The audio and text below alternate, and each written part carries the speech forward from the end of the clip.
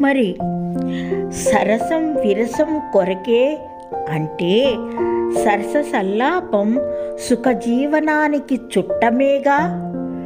సమయం సందర్భం కాని సరసోక్తులకు సూదిపోట్లకు గురి చెయ్యక మానవుగా.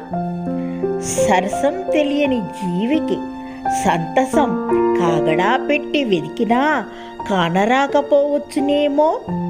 నాణేనికి బొమ్మ బొరుసు ఉండక మానవుగా. మరి సెలవా మరి.